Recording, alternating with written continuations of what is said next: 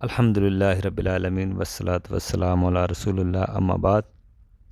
کتاب التوحید اس موضوع پہ آج کا یہ جو موضوع ہے وہ ہے کسی نیک آدمی کی قبر کے پاس عبادت کرنا۔ دیکھیں شرک کا بہت بڑا سبب کیا ہے، نیک لوگوں کے معاملے میں غلو کرنا۔ پہلے بھی ہم نے یہ پڑھا تھا، حد سے آگے نکل جانا، ان کے احترام میں محبت میں یہ غلو ہے، شرک کا جو سبب بنتی ہیں یہ چیزیں۔ آج کے سبق میں ہم دیکھیں گے نیک لوگوں سے غلو کرنا، اس کا سب سے بڑا رستہ قبروں کا ہے۔ قبروں کے معاملے میں غلو شرک کا ایک ذریعہ بنتا ہے۔ جیسے اسلام نہیں چاہتا کہ قبروں کی تعظیم حد سے زیادہ کی جائے، قبروں کے معاملے میں غلو کیا جائے۔ جیسے نبی علیہ السلام نے قبروں سے لکھنے سے منع کیا، اس طرح قبروں پر کوئی بلڈنگ بنانے کی اجازت نہیں ہے، یہ بھی حرام ہے۔ قبروں پہ بلڈنگیں بنانا جیسے آج کل لوگوں نے بنائی ہیں، یہ نہیں ہونا چاہیے، یہ شریعت کا کوئی طریقہ نہیں ہے۔ کبھی ہمیں یہ تعلیم نہیں ملتی کہ قبروں پر جو ہے نا وہ ان قبروں کو پختہ بنایا جائے، ٹھیک ہے نا، قبروں کو ہموار کیا جائے، ٹھیک ہے، ان کو ہموار رکھا جائے، یا ان کو جو ہے نا وہ زمین کے حکم تو یہ ہے کہ ان کو زمین کے برابر رکھا جائے، اتنا بلند کر سکتے ہیں کہ پتہ چلے کہ یہ قبر ہے، ایک ہاتھ یا ایک بالش، ٹھیک ہے نا۔ تو بلکہ صحیح مسلم کی حدیث ہے کہ اللہ کے نبی نے حضرت علی کو بھیجا تھا کہ جو قبر زمین سے اٹھی ہو اس کو زمین کے برابر کر دو، مطلب کہ ایک ہاتھ کر دو۔ نبی علیہ السلام کی قبر صحابہ نے سادہ بنائی ہے، کچی بنائی تھی، لوگوں نے آج محل کی طرح قبریں بنا لی ہیں اپنی۔ اسلام نہیں چاہتا کہ قبروں کے معاملے میں غلو کیا جائے۔ قبروں میں نماز پڑھنا یا وہاں پہ یہ بالکل جائز نہیں ہے، یا وہاں پہ منہ کر کے نماز پڑھنا، کیونکہ شرک کا سبب بن سکتی ہیں چیزیں۔ اگر قبر والوں کے لیے نماز پڑھیں تو یہ صاف صاف شرک ہے۔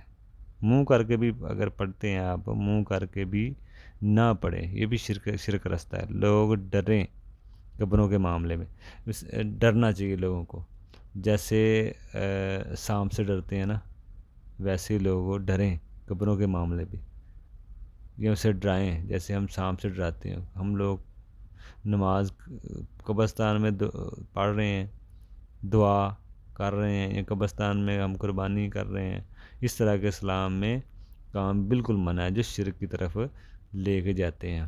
ہم وہاں پہ نماز نہیں پڑھ سکتے، دیکھیں دعا آپ کریں قبرستان میں، لیکن اسی طرح قربانی کرنا، یہ ساری چیزیں ممنوع ہیں کسی غیر اللہ کے لیے۔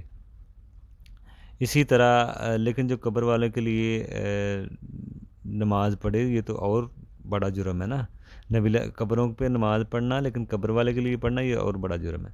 اسی طرح نبی علیہ السلام نے فرمایا جو لوگ نیک لوگوں کی قبروں پر سجدہ گاہ بنائیں یا مجسمے بنائیں یا تصویریں بنائیں، یہ بدترین لوگ ہیں قبروں پر۔ یہ سبب بنتی ہیں، کیونکہ یہ چیزیں شرک کی سبب بنتی ہیں، ٹھیک ہے نا۔ دیکھیں دو فتنے ہیں اس میں ایک تو قبر والوں کا، قبروں کا ہے، دوسرا مجسمے یعنی کہ تصویریں۔ تو قبروں کی وجہ سے بھی شرک شروع ہوتا ہے، اور مجسمے جو ہیں یہ تصویریں کی وجہ سے بھی ہوتا ہے۔ ہمارے گھروں میں مجسمے تصویریں ہوتی ہیں، لٹکی ہوتی ہیں، یہ جو کہ یہ جرم ہے، حرام ہے، یعنی کہ گھروں میں مجسمے تصویریں یہ لٹکانا یہ بھی جرم ہے۔ دوسرا کیمرے کی تصویر سے بھی بچنا چاہیے، کیونکہ اہل علم کا اس میں بھی اختلاف ہے کہ کیا یہ چیز اس میں آئے گی کہ نہیں، لیکن احتیاط یہی ہے کہ اس سے بھی بچے۔ نبی علیہ السلام کی آخری وقت میں نبی علیہ السلام نے جو باتیں کی ہیں، نبی علیہ السلام کا آخری وقت میں کہ لعنت کی ہے، کہ نبی علیہ السلام نے فرمایا لعنت یہودی و عیسائیوں پر، ان لوگوں نے اپنے نبیوں کی قبروں کو سجدہ گاہ بنا لیا۔